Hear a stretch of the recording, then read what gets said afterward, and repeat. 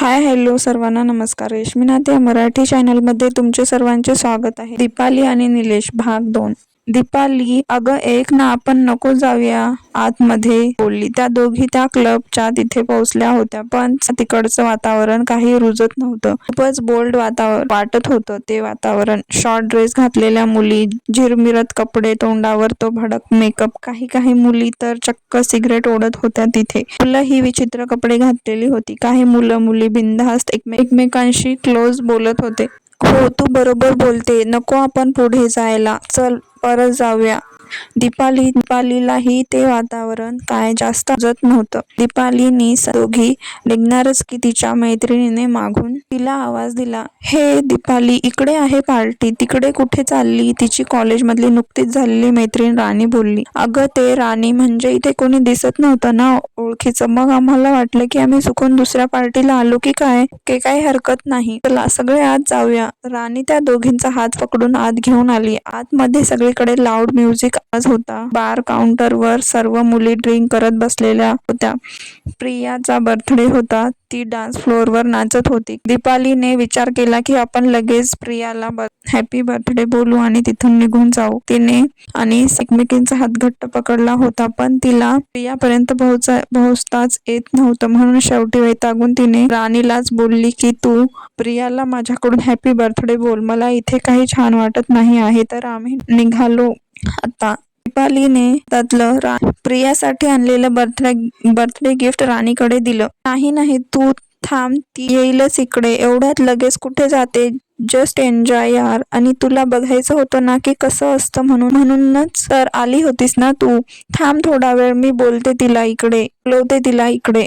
राणी बोलत प्रियाकडे निघून गेली. दीपाली, मला तरी ही पार्टी फार विचित्र वाटते. आपण इथे यायलाच नको होतं. उगाच आबांना कळालं तर काय होईल, घाबरत बोलली. हो ग, आता तर मलाही भीती वाटत आहे. दीपाली त्या AC हॉलमध्ये कपाळावरचा घाम पुसत बोलली. दीपाली आणि सेम कॉलेजमध्ये ऍडमिशन घेतलं होतं, पण त्यांची स्ट्रीम वेगळी होती, त्यामुळे क्लासरूम वेगवेगळा होता. 1-2 दिवसातच दीपालीची तिच्या क्लासरूम मधल्या काही मुलींशी मैत्री झाली होती. तिचं राहणीमान वगैरे तसंच अपडेट असलं तरी थोडं गावठी होतं. आधी ती छान पंजाबी ड्रेस घालून कॉलेजला जायची, पण तिच्या क्लासमध्ये सगळ्या मुली पॅन्ट, क्रॉप टॉप, जॉकेट असं काहीतरी घालून यायच्या. त्यात तिला कुतूहल वाटत होतं. राणी एके दिवशी लंच टाइमच्या वेळी तिच्याशी मैत्री झाली. गावावरून शिकायला आलेली ती दीपालीची सिनियर होती. अशी आली तेव्हा काकूबाई बनून कॉलेजला यायची हे तिने दीपालीला सांगितलं. मग हळूहळू ती तशी त्यांच्या रंगात रंगून गेली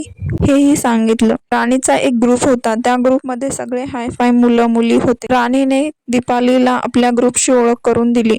बघता 6 महिने कसे निघून गेले कळालंही नाही. आता दीपाली ही राणीसारखं जीन्स टॉप घालून कॉलेजला जाऊ लागली. छानच ग्रुप केलेला. राणीला कित्येकदा बोलून दाखवलं होतं की तिला एकदा तरी नाईट क्लबला जाऊन पार्टी करायचं, बेधुंद होऊन डान्स फ्लोअरवर विकायचे. त्यांच्या ग्रुपमधल्या प्रियाचा बर्थडे होता आणि तिच्या बॉयफ्रेंडने नाईट क्लबला पार्टी अरेंज केली होती. दीपालीला तूही ये तिथे चल असं बोलली. पार्टी रात्री 11ला सुरू होणार होती, म्हणून तिला आधीच नको बोलत होती.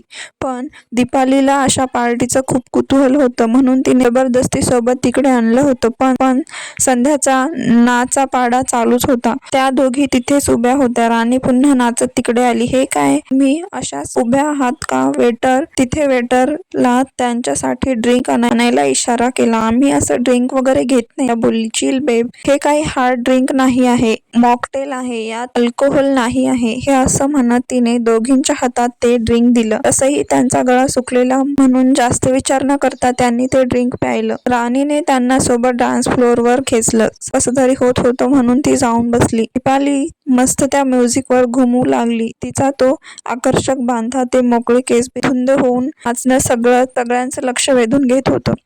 दीपाली ओ हो बेबी, लेट्स रॉक. राणी तिला चेअरअप करत होती. दीपालीला त्या ड्रिंकची धुंदी चढत होती आणि ती खरोखरच एक खूप छान डान्सर होती. एका लयीत तिचं अंग त्या म्युझिकवर थिरकत होतं. निलेश आजच त्याच्या मित्राकडे पुण्याला आला होता. मूड चेअरअप करायचा म्हणून त्याचा मित्र त्याला क्लब मध्ये घेऊन आलेला होता. हे निलेश, ती मुलगी रोहन जो आत्ताच तिकडे आलेला बार काउंटरवर बसून निलेशला बोलला. त्याच्यासमोर बसलेल्या निलेशने मात्र तिकडे पाहिलंही नाही.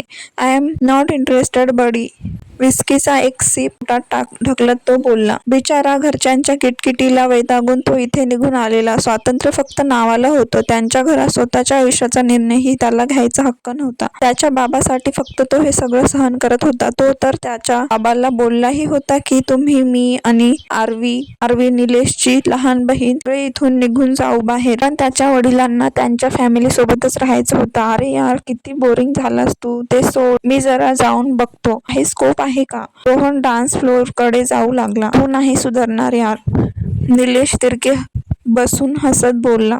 रोहन जाऊन त्या ग्रुप जवळ डान्स करू लागला. दीपाली आपल्याच धुंदीत नाचत होती. हे हाय, मी रोहन. त्या समोर हात करत त्याने आपली ओळख सांगितली. दीपालीने बॉक्स स्टाईल स्माइल केली फक्त आणि पुन्हा आपल्या धुंदीत नाचू लागली. रोहनही थिरकत होता. डान्स फ्लोअरवर गर्दी होऊ लागली तसा रोहन थोडं तिच्या जवळ जाऊन डान्स करू लागला. तू खूप छान डान्स करते, त्याने तिला कॉम्प्लिमेंट दिली. थँक्स. ती वळून तिथून जाणारच की रोहनने तिचा हात धरला. ते थांब ना, कुठे चालली. त्याने तिला थांबवलं.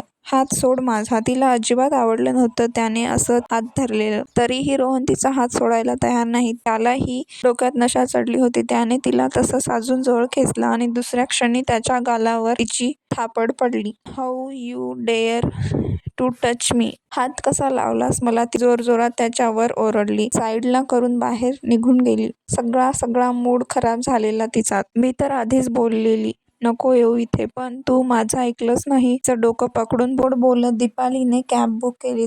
रस्त्याच्या दुसऱ्या बाजूला एक कार येऊन थांबली. दीपालीने रस्ता क्रॉस केला आणि त्या कारचं मागचं डोर उघडत आत बसली. भैया 4356 चलो जल्दी. तिने OTP सांगत त्या ड्रायव्हरला चालायला बोलली. व्हॉट. निलेशने मागे वळून बघितलं. कोण आहे ही मुलगी जी आपल्याच गाडीत डायरेक्ट येऊन आपल्यालाच ऑर्डर देते. मग काय झाले पाहूया पुढील भागात. हा भाग कसा वाटला कमेंट करून नक्की सांगा. भेटूया पुढील भागात. नवीन असल्यास आपल्या चॅनलला सबस्क्राईब करायला विसरू नका.